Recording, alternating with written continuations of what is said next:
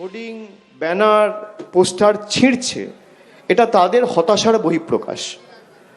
তারা জানে যে তাদের রাজনৈতিক মাটি পায়ের তলা থেকে সরে গেছে এবং তারা চায় না চারটে মানুষ বাড়তি উপকৃত হোক বা স্বাস্থ্য পরিষেবা পাক। আমার লোকসভা কেন্দ্রে যদি কোনো বিরোধী দলের প্রতিনিধি কোনো ক্যাম্প করে বা কেন্দ্র সরকারের তরফ থেকে যদি একটা উন্নয়নমূলক প্রকল্প বা প্রজেক্ট আসে, আমি রেড কার্পেট পেতে নিয়ে আসবো। সেখানে তারা ব্যানার ছিঁড়ছে, পোস্টার ছিঁড়ছে, হোর্ডিং ছিঁড়ছে। কেন? মানুষকে বঞ্চিত করে রাখা, নিপীড়িত করে রাখা, মানুষ পরিষেবা যাতে না পায়। আপনি এত বড় নেতা হলে, এতদিন ধরে বিজেপি সরকার কেন্দ্রে ক্ষমতায় রয়েছে, আজকে নেই নেই করে 12 বছর, আর আপনি বিজেপিতে গেছেন 2020 সালে। 2020 থেকে 26, 6 বছর, আমি 1 বছর কেটে দিচ্ছি, 5 বছর। 5 বছরে নন্দীগ্রামের জন্য কি এনেছে? 4টে রাস্তা এনেছে, 2টো জলের প্রকল্প এনেছে, 4টে লোককে ছাদের ব্যবস্থা করে দিয়েছে। কোনো পরিযায়ী শ্রমিক যদি বাইরে কাজ করতে গিয়ে বিপদের মুখে পড়েছে, তাকে তার সাহায্যটুকু একটা জনপ্রতিনিধি হিসেবে যতটুকু সাহায্য করা উচিত ততটুকু সাহায্যের হাতও বাড়ায়নি। ভীমচন্দ্র বারিক বলে একজন ভদ্রলোকের কথা আপনাদের সকলের মনে থাকবে, যাকে কেরালায় ধাক্কা দিয়ে মেরে ফেলা হয়েছিল। তার ডেড বডিটুকু পর্যন্ত আনার সৎসাহস বা সৌজন্যতা এই বিধানসভার বিধায়ক দেখেননি। এটা আপনার কর্তব্য নয়? তৃণমূলের প্রতিনিধিরা তার বাড়িতে গেছে, তার মৃতদেহকে কেরালা থেকে কলকাতা অবধি নিয়ে এসে নন্দীগ্রামে পৌঁছে দেওয়ার ব্যবস্থা তৃণমূল করেছে। যদিও তৃণমূল নন্দীগ্রামে যেতেনি, কিন্তু মানুষের পাশে দাঁড়ানোর প্রশ্ন যখনই উঠেছে, তৃণমূল ছাড়া মানুষ আর কাউকে পায়ওনি। এটাই পার্থক্য। আজকে SIR এর নাম করে আমার কাছে তথ্য রয়েছে, এই যে 7-8 জন আত্মঘাতী হয়েছে খালি পূর্ব মেদিনীপুর জেলা থেকে। আপনি হিন্দু মুসলমানের কথা বলেন, এখান থেকে প্রায় 8 জন মারা গেছে SIR ঘোষণা হওয়ার পর থেকে। এদের মধ্যে কজন হিন্দু, কজন মুসলমান শুভেন্দু অধিকারীর নলেজে রয়েছে? কাদের কারণে মারা গেছে? যারা SIR করে গলা ফাটিয়েছিল। আজকে এই 8 জন মানুষের মৃত্যুর দায় কার?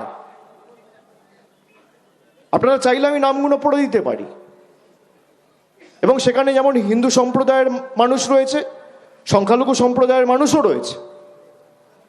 কিন্তু আমরা তো জাতি ধর্ম দেখে মানুষকে মৃত্যুর মুখে ঠেলে দিই না। যারা হিন্দুদের রক্ষাকর্তা হিসেবে নিজেদেরকে দাবি করে, এই 8 জনের মধ্যে 6 জন হিন্দু যারা মারা গেছে, তাদের বাড়িতে কি একবার বিজেপির কোনো প্রতিনিধি গেছে? বিরোধী দল নেতা কারো পাঠিয়েছে?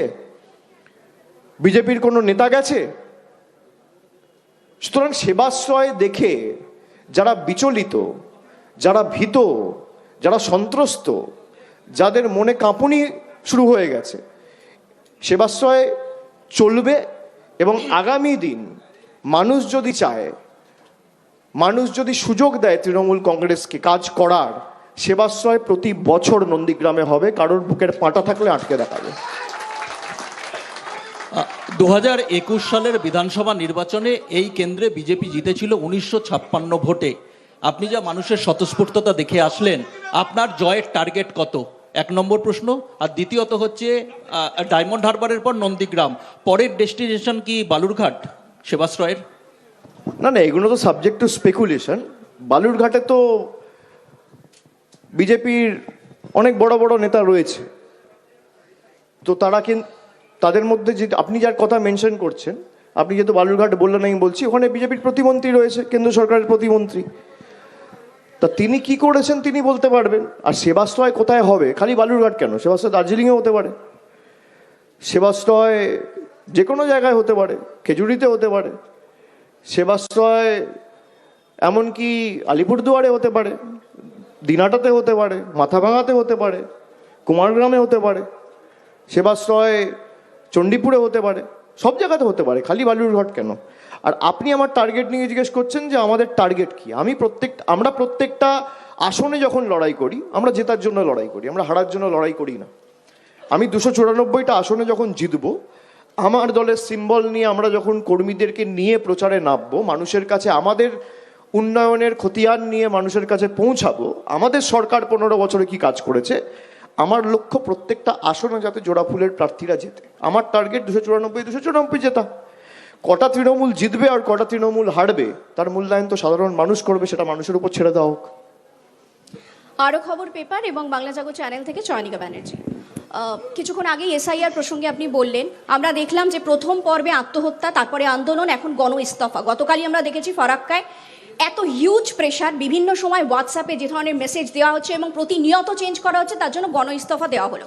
আপনারা 5 বার চিঠি লিখে ফেলেছেন ইতিমধ্যেই, কিন্তু এখনো পর্যন্ত কোনো সৎ উত্তর কিংবা সৎ পদক্ষেপ নেওয়া হয়নি। আপনি কি বলবেন নির্বাচন কমিশনের ভূমিকা নিয়ে?